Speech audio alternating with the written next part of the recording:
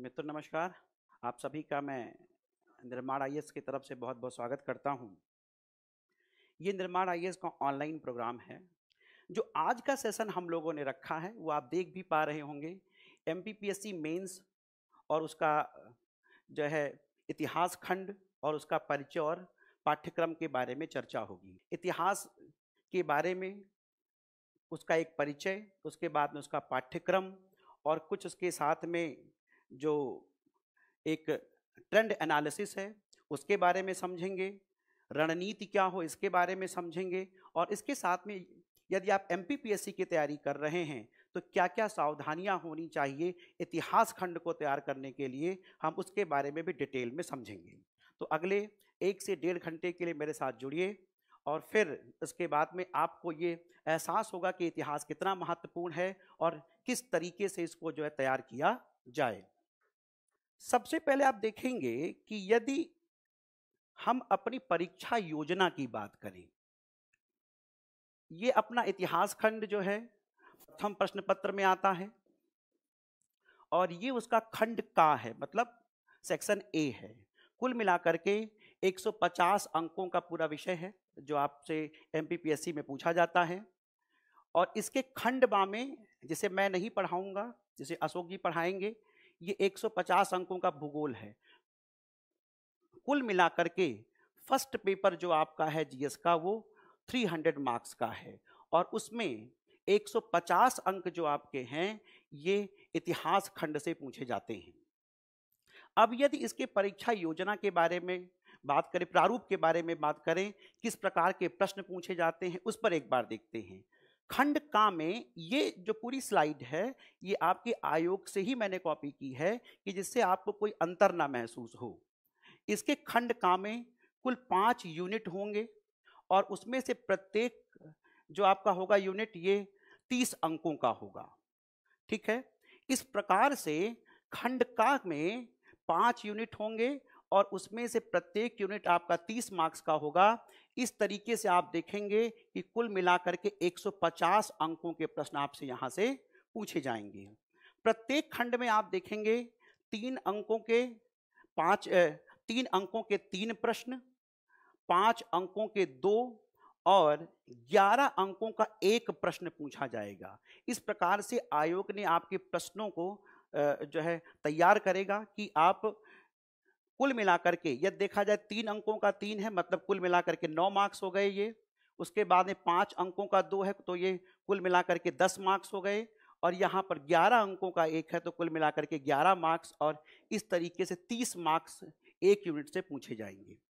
ठीक है, प्रत्येक अति लघुत्तरीय प्रश्न की आदर्श शब्द सीमा 10 शब्द होगी। ये बहुत महत्वपूर्ण है, याद रखिएगा। जैसे ही आप सिविल सर्विस की तैयारी करने जाते हैं या एमपीपीएससी की तैयारी करने जाते हैं, एक बहुत जनरल टर्म आपको सुनने को मिलता है कि शब्द सीमा के बारे में कुछ बताइए या आप जो जानने का प्रयास करते हैं। यहाँ पर आयोग ने क्लियरली एक जो है इस जगह पर मेंशन कर दिया है कि जो आपका अति लघुत्तरीय प्रश्न होगा यानी 3 मार्क्स का होगा, उसकी शब्द सीमा 10 अंकों की है। ठीक, 10 शब्दों की है। प्रत्येक लघु उत्तरीय प्रश्न जो आपका होगा इसकी आदर्श शब्द सीमा 50 शब्दों की है या 5 से 6 पंक्तियों में उसे लिखा जाना है। इसी तरीके से जो आपका दीर्घ उत्तरीय प्रश्न होगा इसकी आदर्श शब्द सीमा 200 शब्द रखी गई है। आयोग ने क्लियरली मेंशन कर दिया है कि इस प्रकार का आपका प्रश्नों का प्रारूप आपके प्रश्न पत्र में रखा जाएगा। तो ये बात बहुत ज़्यादा महत्वपूर्ण हो जाती जब भी हम एमपीपीएससी की तैयारी करने जाते हैं तो हमें उसके प्रारूप से बहुत बेहतर ढंग से परिचित होना चाहिए। यदि आप इसे समझ गए हैं तो इसकी अगली स्लाइड में भी कुछ जानकारी आप देखेंगे और वह है राज्य सेवा मुख्य परीक्षा पाठ्यक्रम का। यदि हम इतिहास की बात करें तो उसका पाठ्यक्रम हमें दिया गया है। इसका सबसे पहले आप एक बार देखिए पाठ्यक्रम क्या है और फिर उसके बाद में हम पाठ्यक्रम का थोड़ा विश्लेषण भी करने का प्रयास करेंगे और ये निश्चित तौर पर आपके लिए बहुत मददगार होगा क्योंकि एक इसके बाद में मैंने आपके लिए स्लाइड तैयार की है कि किस तरीके से प्रश्नों के पूछे जाने की प्रवृत्ति है। हम इसके ऊपर भी डिटेल में चर्चा करने वाले हैं, इसलिए हम अभी सिलेबस के बारे में जानते हैं, फिर उसके बाद में उसका विश्लेषण करेंगे। आइए इसके प्रश्न पत्र के पाठ्यक्रम पर चर्चा करते हैं। कुल मिलाकर के 5 इकाइयां हैं और उन 5 इकाइयों में पहली इकाई जो रखी गई है वह भारतीय इतिहास से है और उसमें सीधे तौर पर लिखा गया है भारत का राजनीतिक इतिहास, फिर उसके बाद में आर्थिक, सामाजिक एवं सांस्कृतिक इतिहास पर चर्चा करनी है और समय दिया गया है हड़प्पा सभ्यता से लेकर के 10वीं शताब्दी तक का समय। देखिए, आयोग ने आपको पूरी तरीके से समझाने का प्रयास किया है कि हम किस तरीके से सवालों को किन किन डायमेंशंस में पूछेंगे। पहला डायमेंशन है राजनैतिक, फिर उसके बाद में आर्थिक, फिर उसके बाद में सामाजिक और अंत में सांस्कृतिक। मतलब जब भी हम इतिहास का अध्ययन करना शुरू करेंगे तो हमें इस बात का बहुत ज़्यादा ख्याल रखना है कि हम इन्हीं डायमेंशंस में हिस्ट्री को समझने का प्रयास करें। और उसके बाद में समय दे रखा है हड़प्पा सभ्यता से लेकर के 10वीं शताब्दी, मतलब मेडाइवल जहां से स्टार्ट होता है वहां तक के सभी डायमेंशंस को समझना है। अब यहां पर देखिएगा, एक बात आपको याद रखनी है, एमपीपीएससी मेंस के लिए आपको प्रागैतिहास को नहीं पढ़ना है, प्री हिस्टोरिक टाइम को नहीं पढ़ना है। प्रीलिम्स में आपको पढ़ना पड़ता है, लेकिन यहां पर सीधे तौर पे कहा गया है और अब तक जो प्रश्नों के पूछने की प्रवृत्ति है 2014 से लेकर के 2018 के बीच में एक भी प्रश्न प्रागैतिहास से नहीं पूछा गया है। इसका मतलब आयोग अपने सिलेबस को ओवर रूल नहीं कर रहा है। कई बार ऐसा होता है कि आप लोग कहते हैं कि सर ये सिलेबस में नहीं मेंशन है, फिर भी सवाल पूछे जा रहे हैं, लेकिन यहां पर बिल्कुल भी ऐसा नहीं है। आयोग ने जो सिलेबस दिया है उसी के अंतर्गत ही सवाल आपसे पूछे जा रहे हैं। अब आते हैं इसके ऊपर, इकाई 2 के ऊपर। 11वीं शताब्दी से लेकर 18वीं शताब्दी तक भारत का राजनैतिक, आर्थिक, सामाजिक एवं सांस्कृतिक इतिहास। फिर से देखिए, वही डायमेंशंस बताए हैं, बस केवल टाइम को चेंज किया गया है। यहां पर आप देखेंगे तो एंशियंट की बात की जा रही है और यहां पर आपसे मेडाइवल की बात की जा रही है, मध्यकालीन इतिहास की बात की जा रही है और जो उसके पूछने का डायमेंशन है उसको उसी तरीके से रखा गया है जैसे कि एंशियंट में रखा गया है। इसका मतलब यह है कि यदि आप मध्यकालीन इतिहास को पढ़ रहे हैं तो उन डायमेंशंस को आपको याद रखना है, मतलब राजनैतिक, आर्थिक, सामाजिक और सांस्कृतिक इतिहास के ऊपर आपको अपना अध्ययन कंप्लीट करना है। इसके बाद में देखिए, सीधे तौर पर लिखा है मुगल शासक और उनका प्रशासन। ठीक है, ये अलग से जोड़ा गया है। मेडाइवल का सिलेबस ऑलरेडी यहां पर मेंशन है, उसके बाद में फिर कहा गया मुगल शासक अलग से जोड़ा गया है और उनका प्रशासन, मिश्रित संस्कृति का उद्भव। ठीक है, ये बहुत महत्वपूर्ण है। क्यों ऐसा लिखा गया है, इसका रीजन क्या है? इसलिए लिखा गया है कि अगर आप देखेंगे तो प्रशासनिक व्यवस्था आप देखेंगे तो कहीं ना कहीं मुगलों से हमारी आज भी प्रभावित है। स्पेशली अगर जुडिशरी को ले लिया जाए तो उसका बहुत सारा प्रभाव आज भी, मुगलिया एरा का प्रभाव आज भी हमारे ऊपर दिखाई देता है, तो उसको समझना हमारे लिए महत्वपूर्ण है।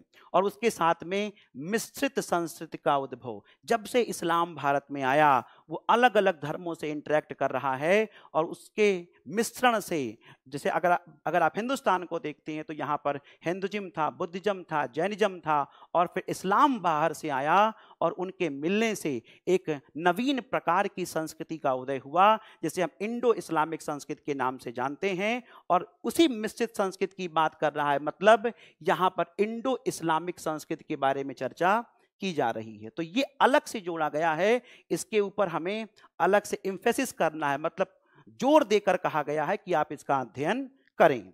फिर उसके बाद में इस जगह पर एक टॉपिक अलग से दिया गया, अगर आप देखें, ब्रिटिश शासन का भारतीय अर्थव्यवस्था एवं समाज पर प्रभाव।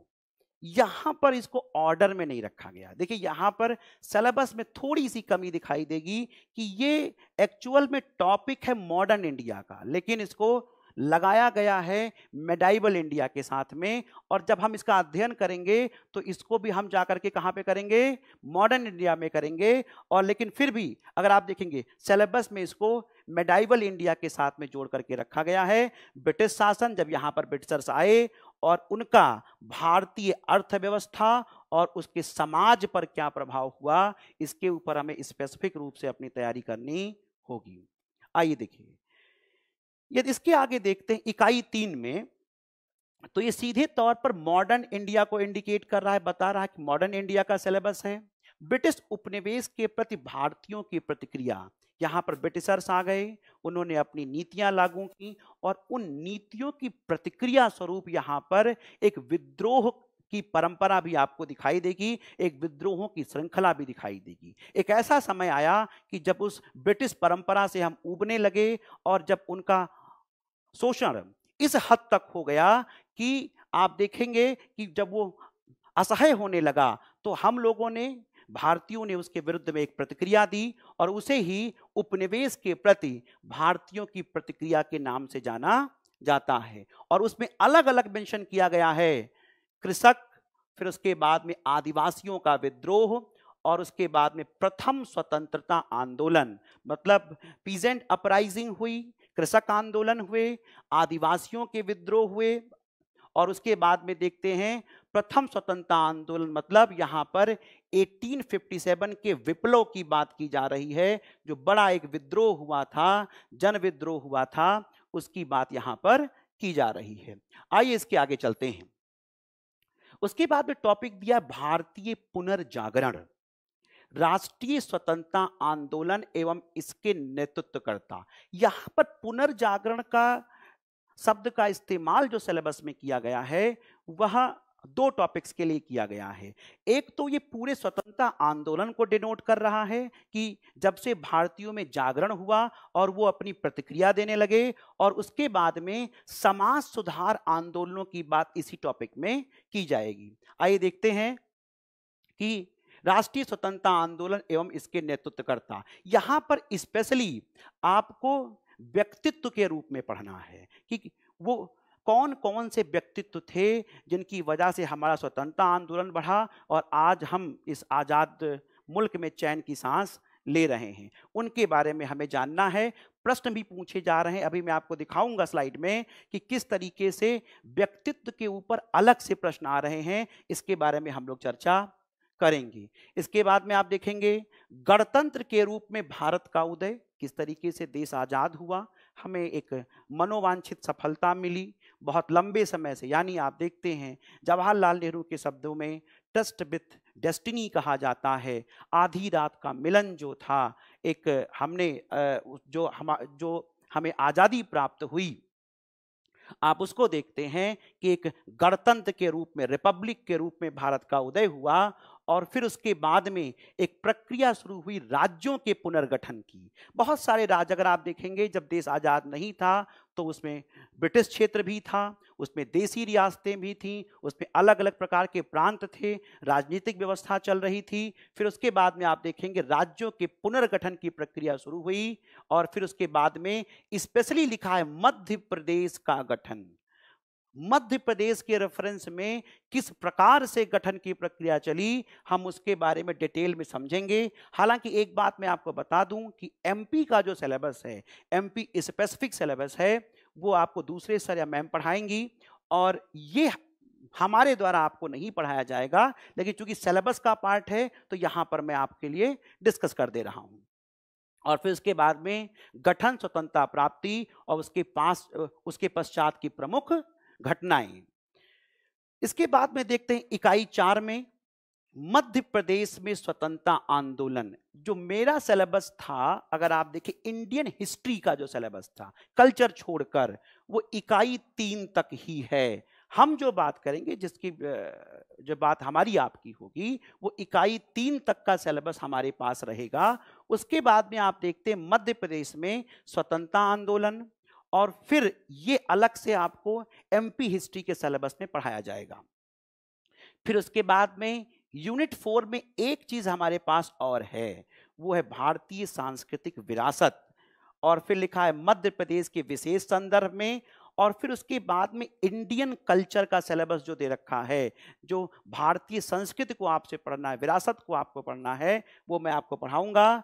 प्राचीन काल से लेकर के आधुनिक काल तक विभिन्न कला प्रारूपों, साहित्य, पर्व, उत्सव एवं वास्तुकला के प्रमुख पक्ष, मतलब जनरली इसमें आप देखेंगे नृत्य कला, संगीत, आप देखते हैं दृश्य कलाएं, प्रदर्शन कलाएं, इन सब के बारे में हमारी बात होगी और इस पर हम लोग डिटेल में चर्चा अपने वीडियोस में करेंगे।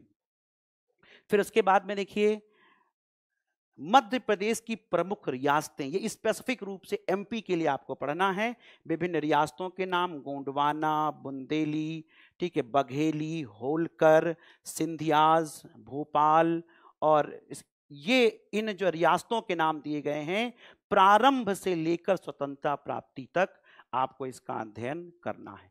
तो मोटे तौर पर देखा जाए तो यही आपका सिलेबस है और इसे अगर आपने एक बार डिकोड कर लिया, देखिए पहली बात तो यही इंपॉर्टेंट है। जनरली मैंने बच्चों को देखा है कि वो अपनी तैयारी तो शुरू कर देते हैं लेकिन कई बार वो अपने सिलेबस को ही सही ढंग से नहीं समझते हैं। जब आप एक बार सिलेबस को समझ लेते हैं तो फिर तैयारी बहुत आसान हो जाती है। वह इसलिए होती कि आप में भटकाव बिल्कुल नहीं होता है, आप कतई नहीं भटकते हैं कि मुझे ये भी पढ़ना है, मुझे वो भी पढ़ना है। यदि आप किसी बुक स्टॉल पर भी जाते हैं तो लगातार यदि आपको सिलेबस याद है और आपने कोई बुक उठाई और आपने देखा कि ये हमारे सिलेबस का पार्ट नहीं है तो ये हमें जो परचेज नहीं करना है। अन्यथा क्या होता है, आप मटेरियल को इकट्ठा करते रहते हैं बहुत बड़ी मात्रा में और एक समय के बाद तैयारी करते करते आपके पास एक लाइब्रेरी तैयार हो जाती है लेकिन उन किताबों का कभी अध्ययन नहीं हो पाता। इसलिए यदि आपको सिलेबस याद रहेगा तो आप हमेशा इस बात को समझे रहेंगे कि ये मेरे सिलेबस का पार्ट है अथवा नहीं है। यदि है तो हमें इससे संबंधित मैटर को इकट्ठा करना है, अन्यथा नहीं करना है। ये बात बच्चों याद रखिएगा। अब आते हैं इसके अगली स्लाइड पे। आप देखिए कुछ बातें आपसे करनी है। एक बहुत जाना पहचाना सवाल है, मुझसे बहुत फोन आते हैं। अगर आप ऑफलाइन जब होती क्लासेस या फेसबुक पर या आप देखते व्हाट्सएप के थ्रू, मैसेज के थ्रू, एक सवाल बहुत पूछा जाता है आपसे कि सर किताबें क्या पढ़ें। तो ये आज हम लोग जब बात करते हैं कि महत्वपूर्ण पुस्तकें, और ये बहुत जाना पहचाना सवाल है। जब भी मैं ऑफलाइन क्लास लेता हूँ बहुत सारे सवाल इस पर पूछे जाते हैं और ये एक बुरी बात। पहले मैं आपको बताने से पहले मैं एक बात बता दूं, जो मैं पुस्तकें बता रहा हूं उस पर एक बार आपको विश्वास करना होगा। सीधी बात है, जब तुम पत्थर पूज सकते हो तो मैं तो इंसान होकर के बता रहा हूं। आज मैं जो बताने जा रहा हूं इसे एक तरीके से जैसे आप ये मानते हैं कि आप एक रिलीजियसली आप इसको जो है फॉलो करने का प्रयास करें और आपको सफलता निश्चित मिलेगी। लेकिन जब आप कई जगहों पर जाते हैं, कई लोगों से पूछते हैं, तब वहीं पर आपसे भटकाव शुरू हो जाता है। तो इसलिए आज आप इसको समझने का प्रयास करें और फिर मैं आपको बताऊंगा क्यों मैं ये पुस्तकें बता रहा हूं। सबसे पहले यदि आप एमपीपीएससी की तैयारी कर रहे हैं या कोई भी सिविल सर्विस की तैयारी कर रहा है तो उसे बेसिक अंडरस्टैंडिंग पे काम करना होता है। यदि आप जो है आपको किसी भी विषय की आधारभूत समझ नहीं है तो यह निश्चित है कि आप कभी विषय को गहराई में नहीं समझ पाएंगे और कई बार आपको वह विषय बोर भी करेगा। इसलिए आवश्यक है कि आपकी बेसिक अंडरस्टैंडिंग के आधारभूत समझ जो है वह बहुत बेहतर होनी चाहिए। इसके लिए मैंने दो चीजें बताई हैं आपको। सबसे पहला बताया है NIOS, ठीक, ये नेशनल ओपन स्कूल की पुस्तकें हैं, और दूसरा बताया है NCERT। इसमें से कोई एक आपको चूज करना, याद रखिएगा कोई एक आपको चूज करना, दोनों नहीं पढ़ना है, ठीक है। फिर आप कहेंगे कि सर आप क्यों बता रहे हैं। जनरली क्या होता है कि NCERT पर लोग ज्यादा फोकस करते हैं, लेकिन ऐसा नहीं है कि NCERT के अलावा कुछ अच्छी पुस्तकें उपलब्ध ही नहीं हैं, उपलब्ध हैं, बशर्ते एक बार खोजने की देर है। यदि आप बहुत ही आसान भाषा में, एकदम डे टू डे रूटीन की भाषा में इतिहास को समझना चाहते हैं तो NIOS की बेसिक अंडरस्टैंडिंग के लिए पुस्तकें सबसे अच्छी। स्पेशली इतिहास की बात कर रहा हूं मैं, बाकी विषयों की बात नहीं कर रहा। आप NIOS की साइट पर जाएंगे, गूगल पर जाएं, टाइप करें NIOS और वहां पर सीनियर सेकेंडरी लेवल की सीनियर सेकेंडरी लेवल की पुस्तकें मुफ्त में उपलब्ध हैं। आप वहां से डाउनलोड कर सकते हैं और बहुत आसानी से उसे आप अपने मोबाइल पर ही या उसे प्रिंट करा के पढ़ सकते हैं। यदि आप इसको नहीं पढ़ना चाहते हैं, मान लीजिए किसी को पसंद नहीं आ रही है, तो जनरली आपको शिक्षक या बाकी लोग एनसीईआरटी तो रेफर करते ही हैं। एनसीईआरटी कौन कौन सी पढ़नी है, आज मैं यहां पर आपको लिख कर बताए दे रहा हूं। सबसे पहली बात, इतिहास विषय के लिए आपको ओल्ड एनसीईआरटी पढ़नी है। 2006 में जो डिसकंटिन्यू हो गई थी उसे आपको पढ़नी है। यदि आप एंशिएंट की बात करें, ठीक है, एंशिएंट की बात करते हैं, तो आर.एस. शर्मा की एनसीईआरटी है, इसे आपको पढ़ना है।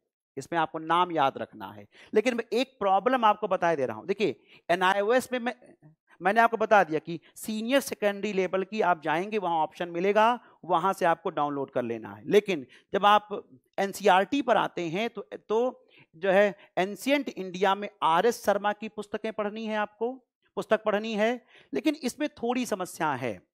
पहली समस्या लैंग्वेज वाली, वही मैंने समस्या सॉल्व करने के लिए आपको एनआईओएस बताया है। क्योंकि ये जो आपको एंशिएंट इंडिया है, कई बार शब्दावलियों के कारण आपको परेशान करता है। तो अगर आप देखेंगे आर.एस. शर्मा में पहले चैप्टर से लेकर के 5वें चैप्टर तक आप छोड़ दीजिएगा, उसके बाद से आपको पढ़ना है। या आप ये मान लें कि आप उसे हड़प्पा सभ्यता से पढ़ने का प्रयास करें, वही आपके लिए बेटर है। उसके पहले का इतिहास आपके लिए नहीं है। वो अगर आप देखेंगे तो स्पेशली आर्कियोलॉजी है, पुरातत्व विज्ञान है, उसे बहुत समझने की आवश्यकता आपको कम से कम एमपीपीएससी के लिए बिल्कुल नहीं है। इसके बाद आप आते हैं मेडाइवल इंडिया पर। यदि आप आते हैं मेडाइवल इंडिया पर, तो आप देखेंगे सतीश चंद्रा की एनसीईआरटी आती है। सतीश चंद्र साहब की बहुत अच्छी एनसीईआरटी है, इसे आप पढ़ सकते हैं, ठीक है। और इसके बाद में आते हैं मॉडर्न इंडिया पर। अगर आप आते हैं मॉडर्न इंडिया पर, तो बिपिन चंद्र साहब की एनसीईआरटी आती है, इसे आप पढ़ सकते हैं। और ये बेसिक अंडरस्टैंडिंग के लिए है। अब आपके मन में एक सवाल उठ रहा होगा कि साहब ये भी बता दो कि 6 से 12 तक पढ़नी है या केवल 11-12 पढ़नी है। मैं आपको एक बात बता दे रहा हूं, खुद ही जज कर लीजिए। कैसे? देखिए, जनरली जो लोग ह्यूमैनिटीज बैकग्राउंड से हैं, मतलब जो मानविकी का अध्ययन करके आ रहे हैं, थोड़ा बहुत हिस्ट्री, पॉलिटी, इकोनॉमी से थोड़ा बहुत परिचित हैं, और उनको लगता है कि हाँ मुझे थोड़ा बहुत आता है, थोड़ी बहुत समझ है, वो केवल 11th एंड 12th की एनसीईआरटी पर फोकस करें। इसके अलावा उन्हें पढ़ने की जरूरत नहीं है। कई बार ऐसा होता है कि बच्चे कुछ इंजीनियरिंग बैकग्राउंड से आते हैं, मेडिकल बैकग्राउंड से आते हैं, ठीक है। अगर उनको लगता है कि इतिहास में एकदम से हम कमजोर हैं, मुझे कुछ भी नहीं पता है, हालांकि ऐसा कभी होता नहीं है, पता आपको होता है, लेकिन आप उसे खुद में एक्सेप्ट नहीं करते हैं, तब आप 6 से 12 तक की एनसीईआरटी फोकस कर सकते हैं। तब आपके लिए यह है कि आप 6 से 12 तक की एनसीईआरटी को कंप्लीट कर लें। लेकिन जनरली ये मुझे विश्वास है कि 95% लोग ऐसे हैं जिनका 11 और जो है 12th की एनसीईआरटी पढ़ करके ही काम चल जाता है। इसके बाद में देखते हैं, फिर अगर आपकी एक बार में आधारभूत समझ तैयार हो गई, तब सवाल उठता है पाठ्यक्रम के लिए क्या पढ़ा जाए। यहां पर बात बहुत ध्यान से सुनिएगा। मैं जो बताने जा रहा हूं वो बहुत ही समझकर और बहुत ज्यादा फीडबैक के बाद में आपको बताने जा रहा हूं। सबसे पहला चीज जो है सिलेबस के बारे में। सिलेबस में आपके बिखराव बहुत है, बहुत ज्यादा बिखराव है। इधर उधर से ला करके, जैसे आप देखेंगे कहीं का ईंट कहीं का रोड़ा ला करके इकट्ठा कर दिया गया है, क्रम नहीं लगाया गया है। एक बार अगर उसका विश्लेषण किया जाए तो क्रम का अभाव है। कई बार ऐसे भी सब्जेक्ट हैं आपके पास में, जैसे अगर आप हिस्ट्री का सिलेबस लें, एमपी हिस्ट्री का ही सिलेबस लें, तो आपने देखा होगा इसके पहले की स्लाइड में कि आपको गोंडवाना, बुंदेली, बघेली, होलकर, सिंधियास, भोपाल, इन रियासतों के बारे में अलग से और उसके बारे में अलग से लिख रखा है। प्रारंभ से लेकर के स्वतंत्रता प्राप्ति तक का पूरा इतिहास आपको कवर करना है। अगर जब इस प्रकार का सिलेबस बनाया जाता है, तब सवाल ये उठता है कि हमें इकट्ठा, क्वालिटेटिव और एक प्रामाणिक मटेरियल कहाँ मिल जाए। प्रत्येक छात्र की समस्या है, जो भी मेंस दे रहे होते हैं, मैं अक्सर देखता हूं सर ये टॉपिक मिल ही नहीं रहा है, ये मैं कहां से प्रिपेयर करूं, ये मुझे समस्या आ रही इन जगहों पर। तो बहुत सीधे तौर पे मैं आपसे कहूंगा कि फिर निर्माण आईएएस की ये पूरी सीरीज जो आपकी है, ये आपके काम आने वाली है। अब आप ये भी कह सकते हैं कि सर आप निर्माण के टीचर हो तो आप ये बात कह रहे हो, ऐसा नहीं है। एक बार आप विश्वास करके इन पुस्तकों को देखिए तो सही, आपको लगेगा कि जो मेहनत आपको इकट्ठा करने में करनी थी, उसे किसी एक व्यक्ति ने करके आपको दी है। और विश्वास मानिए, इससे अधिक पढ़ने की बिल्कुल आवश्यकता भी नहीं है। अगर आपने इतना कर लिया इन पुस्तकों, इसमें मॉडर्न इंडिया की पिक नहीं लगी है, इसके बाद में आप देखेंगे, आप कल्चर वाली बुकलेट भी आ जाएगी। ये 4 किताबें जो हैं, एक तो एंशियंट की, दूसरी मेडाइवल की, तीसरी मॉडर्न इंडिया की, और चौथी आपकी पोस्ट इंडिपेंडेंस, और एक पुस्तक आपकी कल्चर की आएगी। कुल मिलाकर के 5 किताबें होंगी। इन 5 किताबों में आप देखेंगे कि पूरे सिलेबस को यूनिट वाइज इकट्ठा किया गया है। इससे अधिक और कुछ नहीं कहा जा सकता कि आपको बाहर से कुछ भी पढ़ने की आवश्यकता कतई नहीं पड़ेगी। ये इस बात का आप विश्वास करें, एक बार देखेंगे तो आपको जो है समझ भी आएगा। फिर उसके बाद देखते हैं, एक बार इन पर अगर आपकी आधारभूत समझ हो गई, आपने पाठ्यक्रम को तैयार कर लिया, फिर उसके बाद में अन्य सहायक कुछ पुस्तकें हैं, कुछ चीजें आवश्यक हैं। इसके बाद भी देखिए, ये आपकी उपकार प्रकाशन की एक आता मैप आता है। जनरली जब आप मेंस में आंसर राइटिंग का काम करते हैं, तब वहां पर आप देखते हैं कई बार आपको मैप बनाना पड़ता है। इंडिया का मैप मुझसे नहीं बनता, लेकिन आपको जो है बनाना पड़ता है, ठीक है। अब जनरली होता क्या है, कुछ बच्चों का मैप तो बहुत अच्छा बनता है, लेकिन कई बार क्या होता है, कुछ बच्चों का मैंने मैप देखा है कि वो जब इंडिया का मैप ड्रॉ करते हैं और उसमें अगर एमपी का मैप ड्रॉ करना है तो उसे बंगाल में बनाते हैं, उसे बिहार में बनाते हैं। तो यहां पर कहने का मतलब है कि आपको कोई मानचित्रकार, कार्टोग्राफर नहीं बनना है। लेकिन इस पुस्तक के सहारे, ये बहुत सस्ती सी किताब है, एक उपकार की आती है, इसे आप परचेज कर लें, और उसके सहारे क्या होगा कि आपको थोड़ी बहुत समझ आपको इस बात की हो जाएगी कि अगर कहीं आवश्यकता पड़े तो आप इस टाइप का मैप वहां पर ड्रा कर देंगे, और बाकी छात्रों से, बाकी कैंडिडेट से आप थोड़ा एज की स्थिति में रहेंगे, बेहतर स्थिति में रहेंगे। तो यहां पर सीधे तौर पर बस आपको इतनी प्रैक्टिस कर लेनी है कि आप कम से कम एमपी का मैप, इंडिया का मैप, और स्पेशली अगर कोई ऐसी साइट है एमपी में या इंडिया में, तो उसको आप डिनोट कर ले जाएं। बस थोड़ा बहुत इधर उधर चलता है, लेकिन इतना भी नहीं कि आप लखनऊ को दिल्ली में दिखाएं। बात समझ में आ रही है? चलिए ठीक है। इसके बाद में प्रीवियस पेपर्स, देखिए ये आपकी गीता और बाइबल समझ लीजिए। इसको आप जो है बहुत अच्छे से जो है क्या कहते याद रखिए कि अगर आपके पास प्रीवियस पेपर्स नहीं हैं तो आपको कभी अंदाजा ही नहीं लग पाता है। मैंने कई बच्चों को देखा है कि उनकी तैयारी कंप्लीट हो जाती है, कई बार वो पूरा कोचिंग संस्थानों में पढ़ चुके हैं, खुद से भी पढ़ चुके हैं, लेकिन उन्होंने अपना प्रीवियस पेपर्स को ही नहीं खरीद रखा है। आप किसी भी प्रकाशन का जाकर के जो भी अच्छा हो उसको आप जो परचेज करें, इससे आपको अंदाजा रहेगा कि प्रश्न कहां से आ रहे हैं और किस तरीके से, किस लेवल पे पूछे जा रहे हैं। यदि आपको इसका अंदाजा हो जाएगा तो आपकी तैयारी निश्चित तौर पर बेटर होगी। आइए आगे देखते हैं। ये एक विशेष चीज है जो मैंने आप लोगों के लिए स्पेशली बनाई है। मुख्य परीक्षा का प्रश्न पत्र विश्लेषण करते हैं एक बार कि किस प्रकार के प्रश्न आ रहे हैं। अगर आप देखेंगे, सबसे पहले प्राचीन भारत की बात की जाए, और इसमें प्रश्न पत्र विश्लेषण जो आपका है वो विश्लेषण इसलिए किया जा रहा है कि किस टॉपिक से कितने प्रश्न आ रहे हैं। कई बार मैंने देखा है, बहुत सारे बच्चों को देखा है कि उनके मन में जैसे ही वो एंशिएंट इंडिया को पढ़ना शुरू करते हैं, वैसे ही सबसे पहले हड़प्पा पे उनका फोकस होता है कि हड़प्पा बहुत अच्छे से तैयार कर लेनी, और जनरली तैयार भी होता है। मैंने इस बात को महसूस किया है कि सबसे अधिक हड़प्पा ही तैयार होता है लोगों का। बाकी टॉपिक चाहे उतने बेटर तैयार नहीं होते। क्यों? क्योंकि एक तो पहला चैप्टर है, बार बार वही पढ़ते हैं, और इसकी वजह से वो रिवाइज होते होते कई बार तैयार अच्छे से हो जाता है।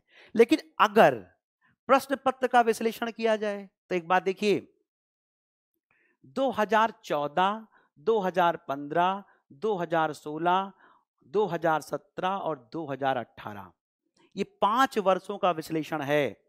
इसमें हड़प्पा सभ्यता से कितने प्रश्न आए हैं देखेंगे। 2015 में एक 3 नंबर का प्रश्न आया है और 2017 में एक 6 नंबर का प्रश्न केवल आया है। उसके आगे देखिए टोटल 9 नंबर का, 5 सालों में केवल 9 नंबर का ही हड़प्पा सभ्यता से पूछा गया है। देखिएगा आपका कई बार भ्रम टूट रहा होगा, लेकिन विश्वास मानिए इतना ही पूछा गया है। उसके बाद देखिए वैदिक काल से 2014 में 3 अंकों का, 2015 में 3 अंकों का, 2016 में 0 है और फिर 2017 में 6 अंकों का, कुल मिलाकर के 12 अंकों का प्रश्न यहां से आपसे पूछा गया है। अब देखिए महत्वपूर्ण कौन सा टॉपिक है ये आपको यहां पर समझ में आएगा। यदि हम 6ठी शताब्दी ईसा पूर्व की बात करें, मतलब बुद्धिज्म और जैनिज्म की बात करें, तो आप देखते हैं 2014 में एक 3 नंबर का प्रश्न है और दूसरा 6 नंबर का प्रश्न है। फिर उसके बाद 2015 में 6 नंबर का, 2016 में कुल मिलाकर के 6 नंबरों का और 2017 में 0 है, 2018 में 12 नंबरों का प्रश्न आया है। कुल मिलाकर के 33 मार्क्स के प्रश्न यहां से आए। अब बताइए हड़प्पा से ज्यादा समझ बेहतर होनी चाहिए या 6th सेंचुरी बीसी यानी बुद्धिज्म और जैनिज्म से, ये आपको खुद ही तय करना है। अब उसके बाद देखिए मौर्य काल से ऐसे ही एक प्रश्न 15 नंबर का आया है 2014 में और 3 नंबर का। इसी प्रकार से 2016 में 9 नंबर का, 2017 में 9 नंबर का और फिर उसके बाद में कुल मिलाकर के 36 मार्क्स के यहां से प्रश्न आए हैं। तो अब तक जितने टॉपिक हमने देखे सबसे अधिक आए हैं मौर्यन एज से। अब आपको अंदाजा लग रहा होगा कि हमें कौन सा टॉपिक किस स्तर पर और कितनी मेहनत से तैयार करना है। इसी तरीके से आप देखते हैं मौर्योत्तर काल से कुल मिलाकर के 30 अंकों के प्रश्न आए हैं। उसके बाद गुप्त काल से 30 अंकों के आए हैं, गुप्तोत्तर काल से 18 अंकों के और अंत में देखते पूर्व मध्य काल से 27 अंकों के प्रश्न आए हैं। शायद आपको 27 ना दिख रहा हो, यहाँ पे 27 मार्क्स हैं। एक बार अगर आप चाहें तो इसे स्क्रीनशॉट ले सकते हैं। देख कुछ लोग मैं जानता हूं कुछ लोग ऐसे भी बैठे होंगे जो बस खाली देख रहे होंगे। मित्रों ये मूवी नहीं है, ये आपके तैयारी के लिए इतना महत्वपूर्ण है कि आपकी समझ को बदल देगा एक तरीके से। इसलिए मूवी मत देखिएगा, कॉपी कलम लेके ही बैठिएगा, ठीक है। एक बार अगर आपके पास कॉपी कलम नहीं है वीडियो को पॉज करिए और जाइए कॉपी कलम लेकर के तब बैठिए, ठीक। एक बार आप इसका स्क्रीनशॉट ले लीजिए, ठीक है। फिर आइए देखते हैं अगर हम करते हैं मध्यकालीन इतिहास की बात, जो टॉपिक है अरब एवं तुर्क आक्रमण, अगर आप देखेंगे तो कुल मिलाकर के अब तक यहां से 3 अंकों के प्रश्न आए हैं। सल्तनत काल से देखेंगे तो कुल मिलाकर के 21 अंकों के प्रश्न आए हैं। प्रांतीय राजवंश की बात करेंगे जो है जौनपुर, आप देखते हैं जौनपुर या विजयनगर बहमनी की बात यहां पर हो रही है, नाम याद रखिएगा। यहां पर बात हो रही उत्तर भारत में जौनपुर, दक्षिण भारत में विजयनगर और फिर दक्षिण भारत में ही बहमनी साम्राज्य की बात हो रही है। 3 साम्राज्यों की बात यहां पर हो रही है। आप देखेंगे कुल मिलाकर के यहां पर आप देखेंगे तो 6 अंकों के प्रश्न आए हैं। भक्ति आंदोलन से 9 अंकों के प्रश्न, इसी प्रकार सूफी आंदोलन से 3 और इसके बाद में आप देखेंगे मुगल काल से, देखिएगा बहुत जरूरी बात देख रहे आप यहां पे देखिए 91 मार्क्स के क्वेश्चन आए। मतलब अगर आप देखेंगे तो पूरे अंकों में अगर देखा जाए तो 90% लगभग 80 to 90% आपके मुगल काल से ही पूछे गए। तो इसका मतलब क्या है, मुगल काल पर आपकी पकड़ बहुत मजबूत होनी चाहिए, अन्यथा आपको जो घाटा होने वाला है। इसी प्रकार से आप देखेंगे उत्तर मुगल काल से 6 अंकों के प्रश्न आपसे पूछे गए हैं, ठीक है। एक बार इसका भी आप स्क्रीनशॉट ले लीजिए।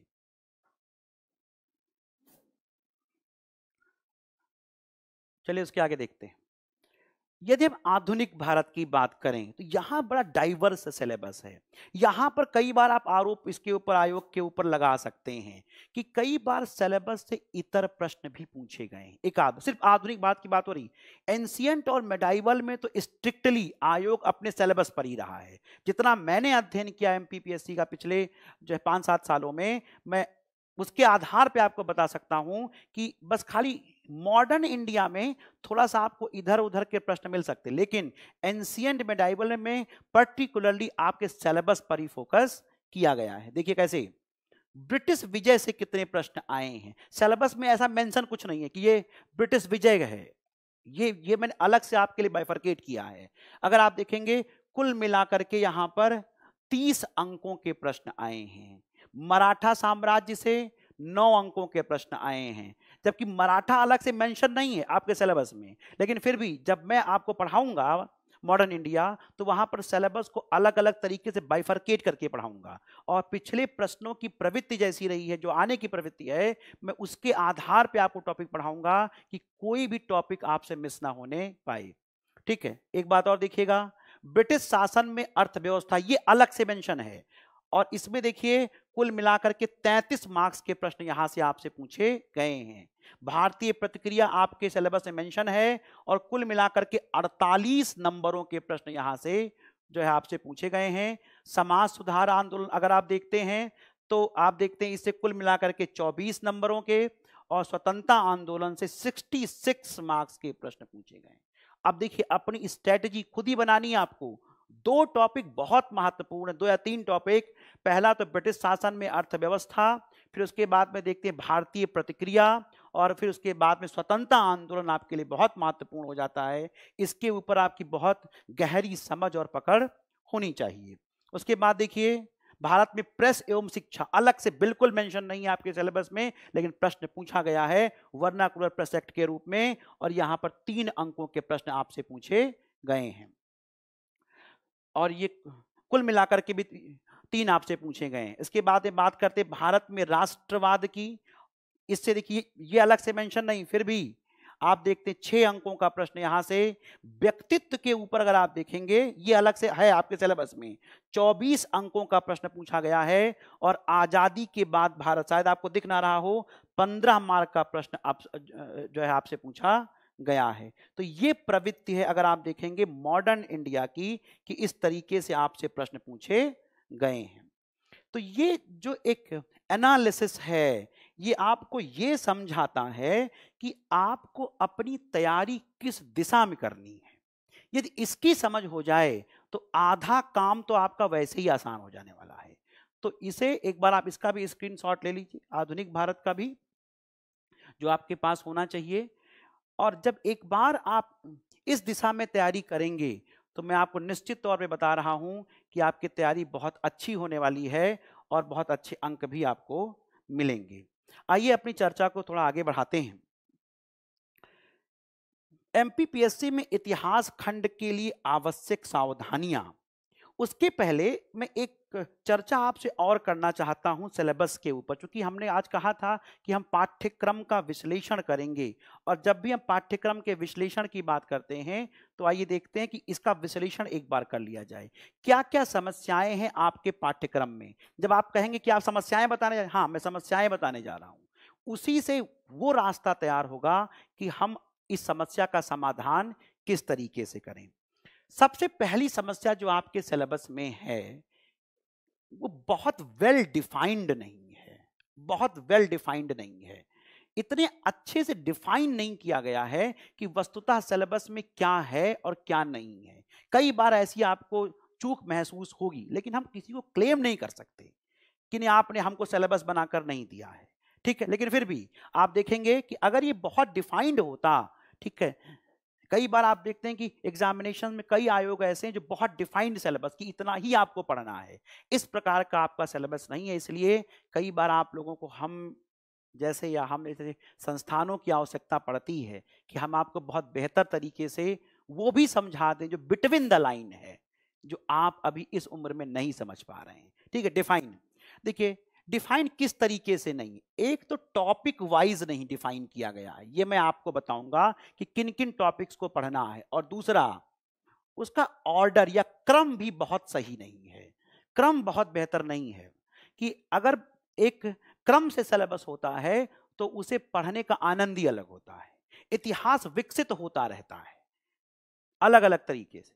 तो अगर एक बार क्रम से सिलेबस हो तो उसे पढ़ाना और पढ़ना दोनों आसान हो जाता है। लेकिन मैं आपको इस बात के लिए विश्वास दिलाता हूं कि मैं आपको पूरा सिलेबस, कंप्लीट सिलेबस एक क्रम में ही पढ़ाऊंगा, और इससे आपको पढ़ने में, ठीक है, और ये जो है बहुत ज्यादा आसानी होने वाली है। ये तो एक जो पहली बात हुई कि डिफाइंड नहीं है बहुत ज्यादा, इसलिए कई बार अनुमान लगाना पड़ता है, उस अनुमान में हम लोग काम आएंगे, हम आपको बताएंगे क्या पढ़ना है और क्या छोड़ना है, ठीक है। उसके बाद में देखते हैं क्वेश्चंस का नेचर कैसा है, इस पर बात कीजिए। जो क्वेश्चंस का नेचर है ये बहुत अच्छी बात है, एक बात समझिएगा, प्रकृति कैसी है। देखिए अभी तक का जो जितना भी पेपर हुआ है उसमें एमपीपीएससी बहुत एनालिटिकल नहीं है, बहुत विश्लेषण वाले प्रश्न नहीं पूछे जा रहे हैं। जनरली कारण, परिणाम, प्रभाव पर चर्चा करें, ठीक है, इसी प्रकार से, ठीक है। या आप देखेंगे कि जो भी स्टेटमेंट बेस्ड क्वेश्चन होते हैं, लाइक जो यूपीएससी में आते हैं, वो नहीं आ रहे हैं, ठीक है।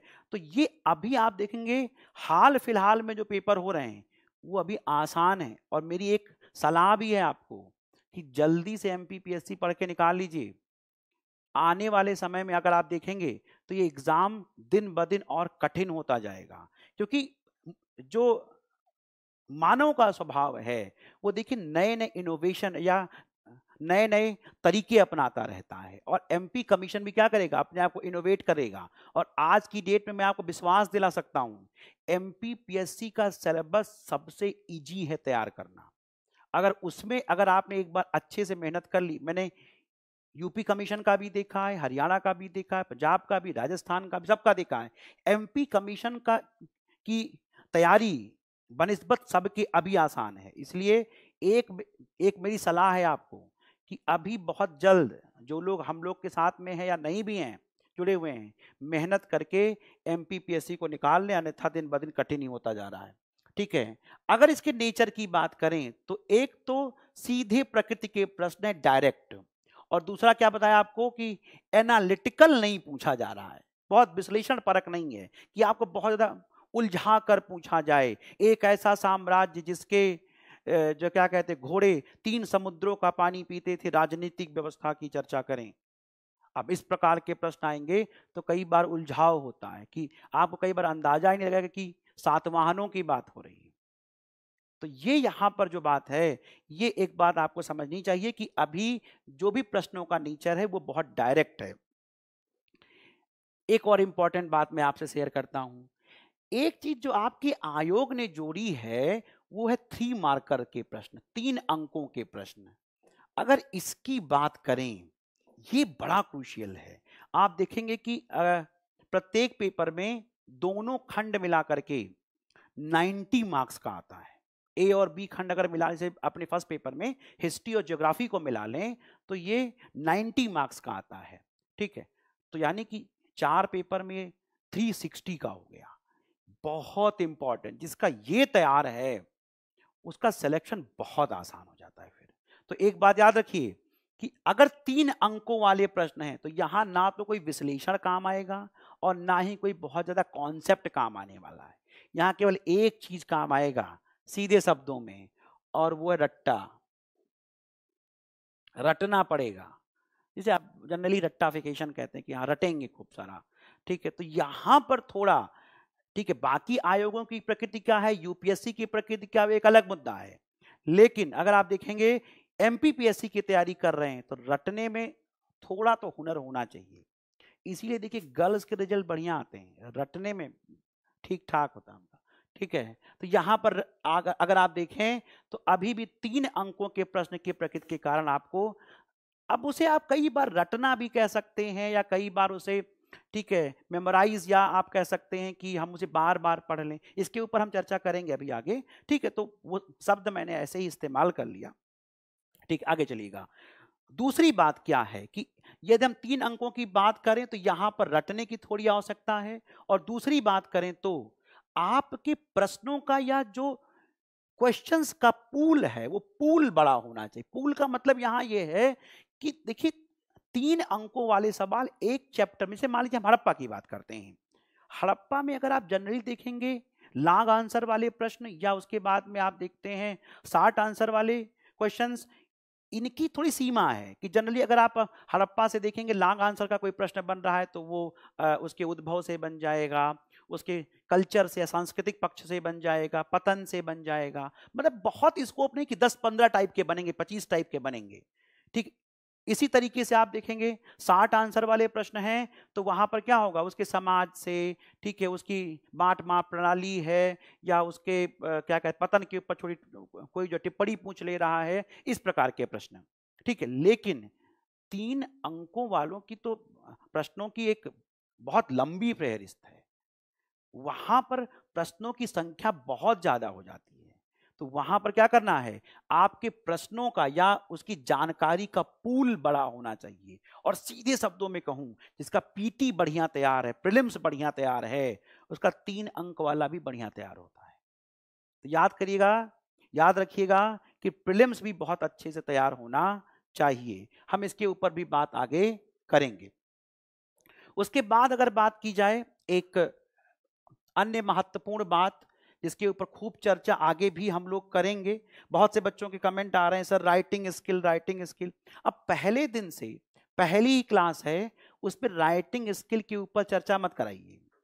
हम इसके ऊपर अपने वीडियोस में, अपने लेक्चर्स में चर्चा करते रहेंगे, जहां जहां भी आवश्यकता पड़ेगी हम लोग चर्चा करते रहेंगे। लेकिन अभी जो मैं आपको समझा रहा हूं उसे एक बार आप समझने का प्रयास करें।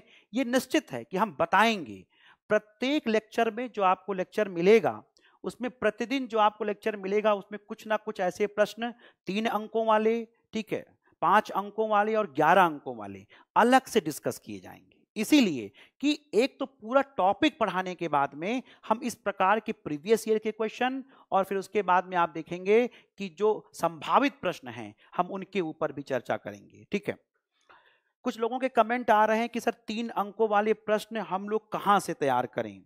जो मैंने बुक्स आपको बताई हैं, आपको अपने जो संस्थान की बुक्स, उसमें अलग से सेपरेट चैप्टर में दिया गया है। सारे 3 अंकों वाले प्रश्न आपको रेडीमेड मटेरियल की तरह मिलेगा, आपको कुछ नहीं करना है, बस उनको एक बार तैयार कर लेना है। फिलहाल आइए देखिएगा, एक बहुत महत्वपूर्ण बात है जब भी सिविल सेवा की बात करते हैं, और वो है लेखन। मैं एक ही बात कहता हूं जब भी जो ऑफलाइन क्लास में होता हूं आप लोगों के सामने, तो बात कहता हूं कि लेखन मतलब राइटिंग, ठीक है, और उसके बाद में राइटिंग, और फिर उसके बाद में भी राइटिंग। कसम खा लीजिए कि आपको लिखना ही पड़ेगा, इसके अलावा कोई विकल्प ही आपके पास नहीं है। अगर आपने राइटिंग नहीं की तो याद रखिएगा कि एमपीपीएससी या कोई भी सिविल सर्विस का एग्जाम पास करना लगभग असंभव हो गया है। ये संभव ही नहीं है। और जब भी आप राइटिंग करें तो 3-4 बातें, अभी मैं राइटिंग स्किल नहीं बता रहा हूं, राइटिंग में क्या क्या ख्याल रखना आप देखिएगा। सबसे पहली बात स्पीड। अब आप कहेंगे सर आप तो सबसे पहले स्पीड पे ही आ गए। मित्रों एक बात बताइए, सबसे पहली बात यही है कि जो आपको तेज लिखना आना चाहिए, पेपर कंप्लीट करना आना चाहिए। आधे से ज्यादा बच्चे ऐसे होते हैं जिनका पेपर ही कंप्लीट नहीं होता है। क्यों, मैं आपको बता दे रहा हूं। यदि पूरे पेपर में आप देखेंगे तो आप देखते कि जो कुल मिलाकर के 2 सेक्शन है, ए और बी, इन दोनों में आप देखते 5 यूनिट आती, इसमें 5 यूनिट आपको इसमें पढ़ना है। कुल मिलाकर के 10 यूनिट हुई। ये हुई हिस्ट्री की, ये हुई ज्योग्राफी की, फर्स्ट पेपर की बात कर रहा हूं मैं आपसे। ठीक है, यदि इसकी बात करें तो इसमें कुल मिलाकर के प्रश्न देखते, एक यूनिट में अगर आप प्रश्न देखते हैं तो 3 नंबर के आपके आते हैं 3, और फिर आप देखते हैं कि इसके बाद में आपके आते हैं 3 नंबरों के बाद में 5 नंबरों के 2, और फिर एक आता है आपका 11 मार्क्स का। ये कुल मिलाकर के लिखना है 10 शब्दों में, यानी कि 30 वर्ड्स। ये आपको लिखना है 50-50 शब्दों में, यानी 100 वर्ड्स, और फिर उसके बाद में आपको लिखना है 200 में। मतलब एक यूनिट में, इन 5 यूनिट की एक यूनिट में आपको कुल मिलाकर के 330 शब्द लिखने हैं। इसे आप 5 से मल्टीप्लाई करें तो कितना हो जाएगा, लगभग 1500-1600 शब्द। ठीक, और उसके बाद में आप देखेंगे कि ये तो आपका एक यूनिट का हुआ, और उसके बाद में दूसरा यूनिट भी है, मतलब कुल मिलाकर के आपको लगभग 3200 से 3300 शब्द लिखने हैं। और ये ठीक ठाक रेंज है लिखने की। बहुत सारे बच्चों का पेपर छूटता है, आता हुआ पेपर छूटता है, और इसे कैसे करना है, स्पीड कैसे मेंटेन करनी है, और उसके साथ में स्पीड के साथ में मैंने आपको पहली बात बताई कि सर आपने तो स्पीड पे पहली बात इसीलिए कह रहा था कि पहले तो पेपर कंप्लीट करना आना चाहिए, पहली बात तो स्पीड होनी चाहिए राइटिंग में। फिर देखिए दूसरी बात, तब बात आती है कि कंटेंट पर बात, इस पर हम अलग से बात करेंगे कि आपको लिखना कैसे है। स्पीड तो आप खुद लेके आएंगे, कंटेंट पर हम लोग बात करेंगे कि आपको क्या क्या कंटेंट इसमें डालना है। फिर उसके बाद बाकी सवाल जो होते हैं कि लैंग्वेज कैसी होनी चाहिए, फिर उसके बाद में आप लोग कहते हैं कि उसमें क्या कहते हैं ग्रामेटिकल मिस्टेक्स हैं तो उसको दूर करने के लिए क्या करें, एक्सेट्रा एक्सेट्रा। हम इनके ऊपर अलग से एक सेशन रखेंगे और उसके ऊपर बात करेंगे। ठीक है, अब एक और अंतिम महत्वपूर्ण बात इस बात की सिलेबस के बारे में। ये अंतिम बात ये है कि आप लोग एमपीपीएससी से हैं, अगर आप देखें एमपीपीएससी की तैयारी कर रहे हैं, और आप यदि आप स्वयं मध्य प्रदेश के हैं तो आपको एक बहुत बड़ा भ्रम होता है, और वो इस बात का भ्रम होता है कि आपका मध्य प्रदेश का इतिहास, भूगोल और उसके अलावा राजनीतिक व्यवस्था और उसका कल्चर बहुत अच्छे से तैयार है, वो तो हम कर ही लेंगे।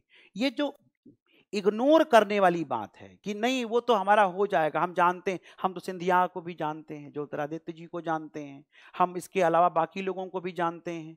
तो ये जो टेम्परामेंट होता है इग्नोर करने वाला, अगर आप पेपर उठा के देखेंगे पिछले प्रश्नों के, तो इंडियन हिस्ट्री और एमपी हिस्ट्री का जो आपका रेशियो निकलेगा वो 60-40 का, ये आप देखेंगे, ये आपको मैं लगभग बता रहा हूं, एग्जैक्ट नहीं बता रहा हूं, 60-40 का रेशियो निकलेगा कि ये आपका इंडियन हिस्ट्री का सेक्शन है और 40% आपका एमपी हिस्ट्री का पोर्शन है। अगर एमपी के हिस्ट्री पर फोकस नहीं किया तो इस बात का विश्वास मानिए कि आपकी तैयारी अधूरी है अभी। अगर आपको चयनित होना है और अच्छे रैंक के साथ में एसडीएम और डिप्टी एसपी बनना है तो एमपी की हिस्ट्री को बहुत ढंग से फोकस करेगा, ना केवल मेंस के लिए, इवन एमपी के आपको इंटरव्यू के लिए, साक्षात्कार के लिए भी एमपी हिस्ट्री ही ज्यादा काम आने वाली है, इसलिए एमपी हिस्ट्री पर फोकस करना बहुत जरूरी है। ये तो रही सिलेबस का हमारा एक जो विश्लेषण रहा, इससे आपको काफी आसानी होगी इस सिलेबस को और इसकी तैयारी करने में। ये हम देखते हैं कि एमपीपीएससी में इतिहास खंड के लिए आवश्यक सावधानियां क्या रखनी, सावधानी की बात कर रहा हूं क्योंकि अगर आप इतिहास को तैयार कर रहे हैं तो आपको क्या क्या करना होगा। लगातार रिवीजन, आपने कहा था कल जब मेरे पास एक बच्चे का फोन आया कि सर आप बताएं कि याद कैसे किया जाए, इतिहास को बहुत रटना पड़ रहा है सर, 3 मार्कर्स वाले 6 मार्कर्स वाले ये वो। देखिए रटना एक लिमिट तक हो सकता है, अगर सिलेबस केवल हिस्ट्री पढ़ना हो तो चलिए आप रट लेंगे, आपको ऐसे पॉलिटी पढ़ना है ठीक है विजयपाल सर पढ़ाएंगे आपको, ठीक है आपको ज्योग्राफी पढ़ना है अगर आप देखेंगे, ठीक है तो ये आप जब आपके पास 6-7 सब्जेक्ट हो जाएंगे तब आपको समस्या होगी, क्योंकि कितना आप रटेंगे। तो इसके लिए देखिए कोई टैबलेट नहीं आती कि मैं आपको टैबलेट दे दूं आज खा लो और कल से जो याद होना शुरू हो जाएगा, ये पॉसिबल नहीं है। कई बार आप लोग कहते हैं ट्रिक बताइए, ट्रिक वगैरह कुछ नहीं होता, याद रखिएगा ये सिविल सर्विस के एग्जाम में कोई ट्रिक काम नहीं करती, वो जो छोटे मोटे एग्जाम होते हैं उसी में काम करती है, या अगर मुझको तो लगता करती ही नहीं है, लेकिन अगर आपको लगता है तो वो बस छोटे मोटे एग्जाम में कर सकती है, लेकिन एमपीपीएससी के लिए ट्रिक नहीं काम आने वाली, या कोई ऐसा कैप्सूल भी नहीं है मैं आपसे कह दूं खा लीजिए और ये हो जाएगा। ठीक है, एक ही काम आप कर सकते हो, वही आपको करना भी है, और ये बिल्कुल निश्चित प्रामाणिक बात है, रिवीजन करिए, जितनी बार आप सिलेबस से गो थ्रू हो सकते हैं, जितनी बार उतना ही कंफर्टेबल आप फील करेंगे।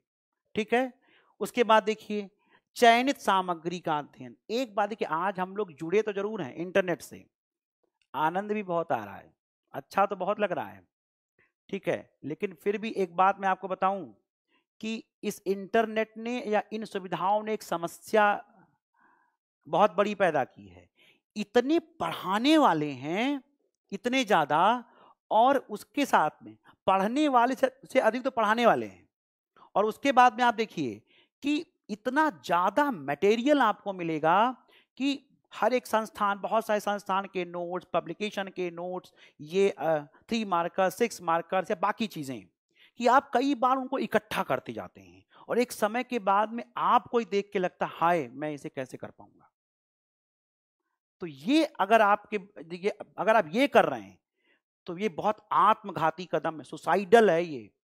अगर आपने इकट्ठा किया बहुत ज्यादा तो जीवन में कभी कंप्लीट नहीं होगा और आप कभी कॉन्फिडेंट ही नहीं फील कर पाएंगे। इसलिए याद रखिए उतना ही पढ़ना है जितना आप प्रॉपरली रिवाइज करके जा सकते हैं। अगर आप रिवाइज नहीं कर रहे हैं तो फिर आपको पहले ही बता दिया कि ये संभव नहीं है कि एमपीपीएससी में कभी आप बहुत अच्छे अंकों से या बहुत टॉपर की लिस्ट में आ जाएं। ठीक है, तो ये आपको चयनित सामग्री मैंने बताया, कम पढ़िए, अच्छा पढ़िए, क्वालिटेटिव गुणवत्तापूर्ण पढ़िए और उसके बाद में उसे बार बार रिवाइज करने का काम करिए। नियमित उत्तर लेखन, ये आदत बनाइए। देखिए आदत बनाइए। फर्स्ट डे से मैं आपसे ये नहीं कह रहा हूं कि आप मुझसे जुड़े या कहीं भी और जुड़ रहे हो, मैं इसके लिए बिल्कुल नहीं कह रहा कि आप यही पढ़ेंगे तभी आप सेलेक्ट होंगे। आप कहीं भी जा रहे हैं, सेल्फ कर रहे हैं या कुछ भी ऐसा कर रहे हैं, तो आपको पहले दिन से नहीं, पहले आप एक बार सिलेबस को समझ लें, फिर उसके बाद रेगुलर रूटीन में अगर आप देखेंगे कि इसे आपको लिखना या लेखन करना जरूरी है। अगर आप लेखन नहीं कर पा रहे हैं तो दो चीजों में, एक तो स्पीड में और दूसरा कंटेंट में, दोनों में आपको समस्या आने वाली है। तथ्यात्मक जानकारी का संतुलित प्रयोग। तथ्यात्मक जानकारी, कुछ बच्चों को मैंने देखा है इतिहास में, जब मैं ऑफलाइन क्लास लेता हूं, कई लोग हैं हमारे मठाधीश लोग कि वो दिन रात एक काम है, फैक्ट उनको याद होना चाहिए। बहुत अच्छी बात है, याद है तो इसमें कोई बुराई नहीं है, लेकिन एक बात ये भी समझिए, और कुछ ऐसे लोग हैं कि जो हमेशा इस बात का रोना रोएंगे, साहब सर हमको तो याद ही नहीं होता। अब क्या करें? अब दोनों के बीच में रहना है, ना तो इतना रटना है कि सिर्फ इतिहास या कोई ऐसा सब्जेक्ट, एक ही सब्जेक्ट आपके ऊपर भारी हो जाए, और दूसरा एकदम से भी नहीं छोड़ देना है कि जब आप उत्तर लेखन करें तो आपको फैक्ट ही ना मिले, एक भी फैक्ट ही नहीं याद आ रहा। याद रखिएगा, एक अच्छे उत्तर की एक पहचान होती है, उसमें तथ्यों का समावेश होना चाहिए, तभी आपका उत्तर प्रामाणिक बनता है।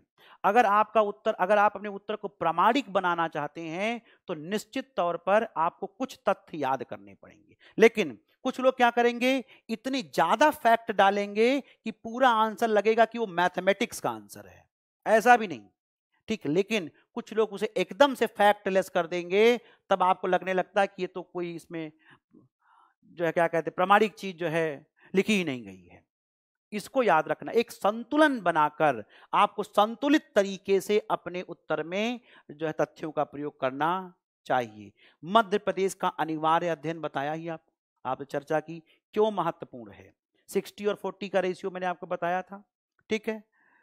चर्चा में रहे कला एवं संस्कृति के मुद्दों का अध्ययन। देखिए आर्ट एंड कल्चर का बहुत वाइड रेंज है, बहुत वाइड रेंज है। अगर और स्पेशली इंडिया में, इंडिया इतना डाइवर्स कंट्री है कि यहाँ पर इतनी टाइप के वस्त्र, परिधान, उत्सव, ठीक है, जो क्या कहते हैं भोजन के प्रकार, ठीक है, बहुत सारी कलाकारियां, ठीक है, शिल्पकारी, दस्तकारी, ये बहुत टाइप की हैं।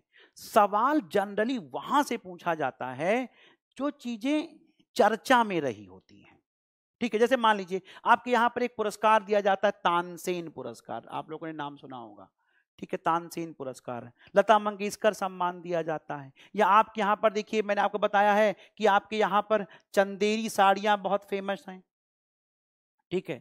तो अगर ये चर्चा में मान लीजिए चंदेरी साड़ी को जीआई टैग, इन केस मैं बस खाली एज्यूम कर रहा हूँ, ठीक है, ये इसको जीआई टैग दिया गया है, ठीक है, ज्योग्राफिकल इंडिकेशन टैग दिया गया है चंदेरी साड़ी को, तो ये बिल्कुल संभावना कि आयोग आपसे इस पर प्रश्न पूछेगा और इंटरव्यू में भी घूम फिर करके कल्चर के सवाल आपसे पूछे जाते हैं। आप कोई ऐसा खान पान है, कोई ऐसा वस्त्र है, परिधान है, कला है, शिल्पकारी, दस्तकारी, उत्सव, ये सब के ऊपर आपको अखबारों में नजर रखनी है एक बार कि यहाँ क्या क्या चर्चा में है। अगर एक बार ये हो गया तो आपको कल्चर वाला पोर्शन बहुत आसान लगेगा। ठीक है, तो इसे अखबारों से आप एक बार देखेंगे।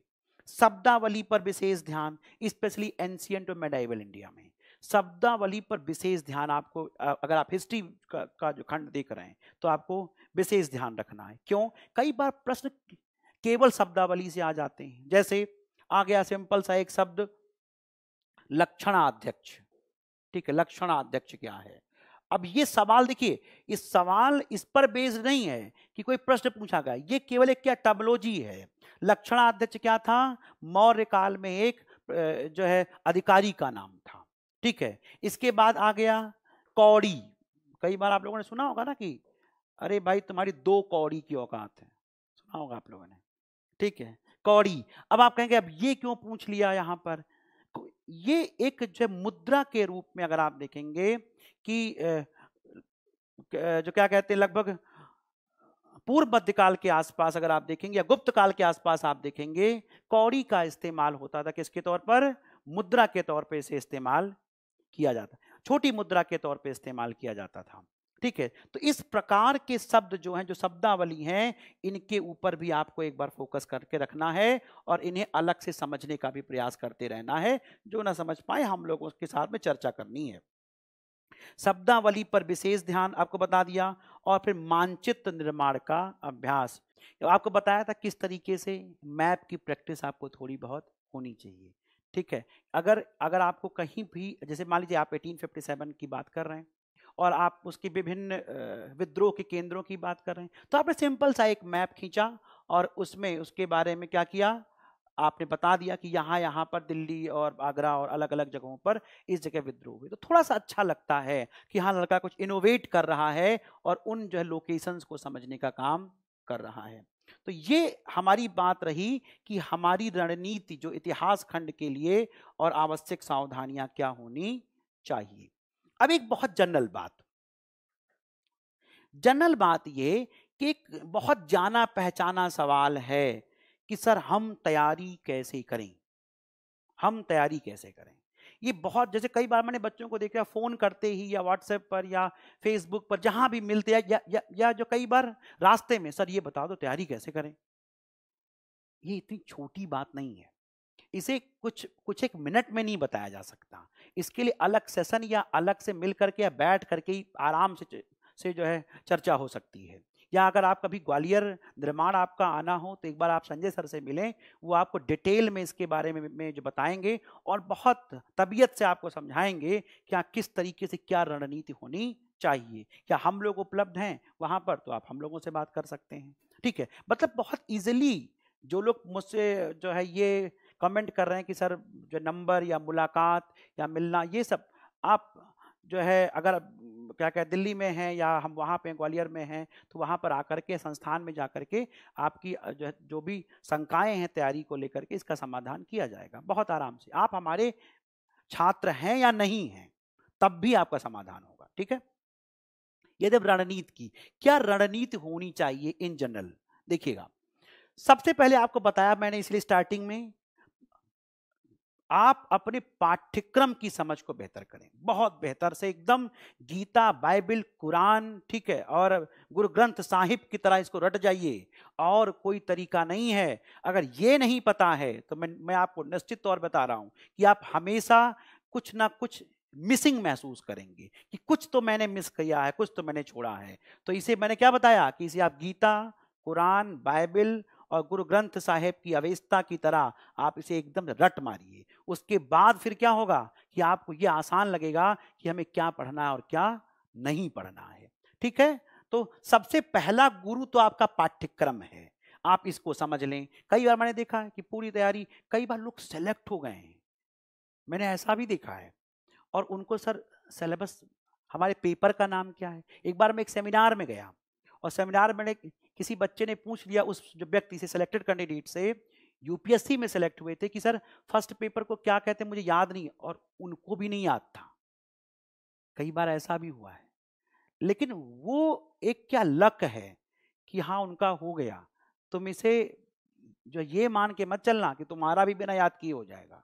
इसलिए आपको क्या करना है कि पाठ्यक्रम की समझ आपको बहुत बेहतर तरीके से होनी चाहिए। फिर उसके बाद में आधारभूत अध्ययन, और उसमें आपको दो बातें बताई थी कि NIOS पढ़ें या आपको अगर अच्छा लगता है तो, या फिर आप अपनी NCERT का अध्ययन करें। अब हम लोग इसे एक बार समराइज कर रहे हैं, ठीक है।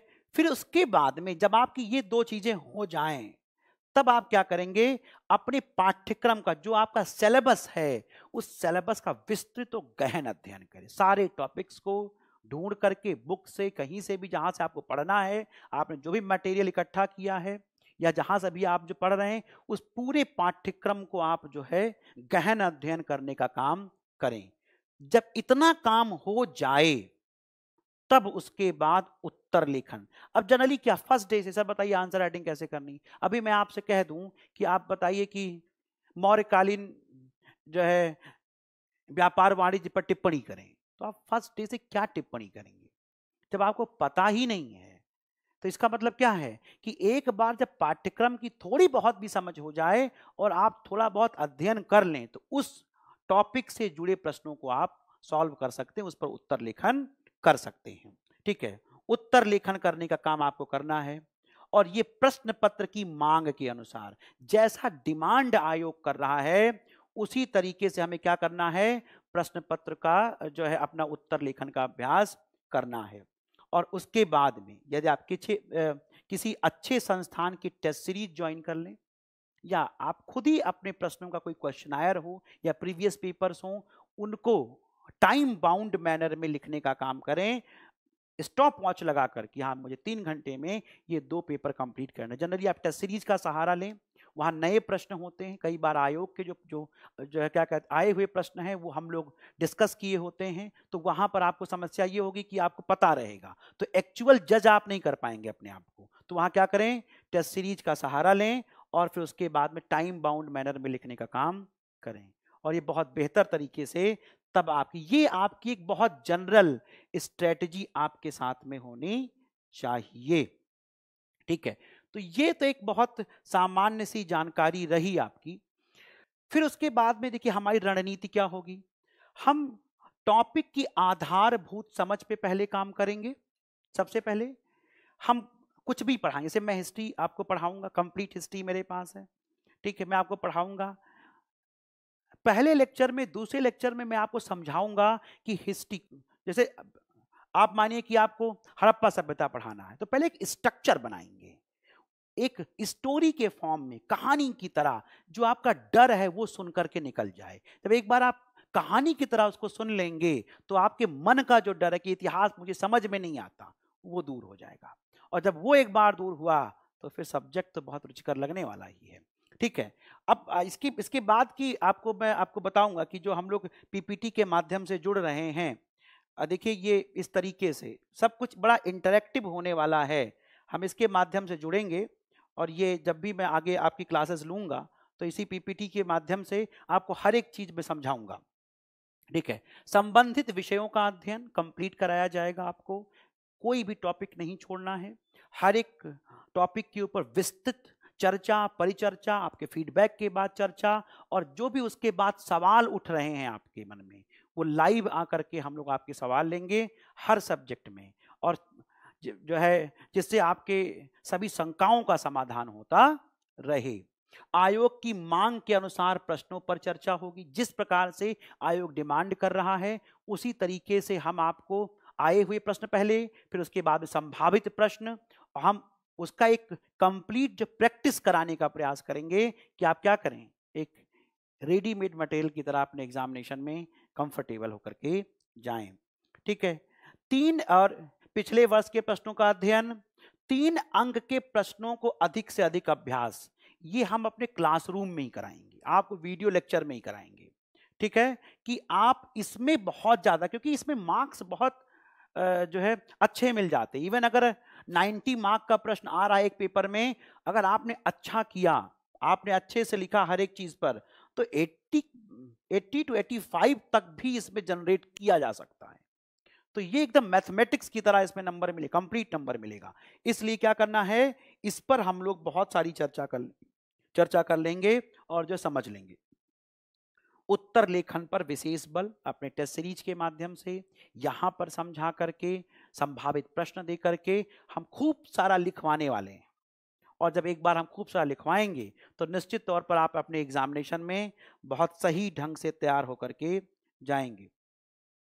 तो ये हमारी चर्चा रही आज की, और इसमें हमने सिलेबस के बारे में ढेर सारी बातें की और उसका विश्लेषण किया।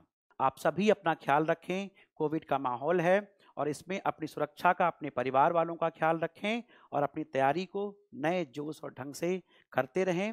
आप सभी को शुभ रात्रि, शुभ संध्या, सभी को नमस्कार। Thank you.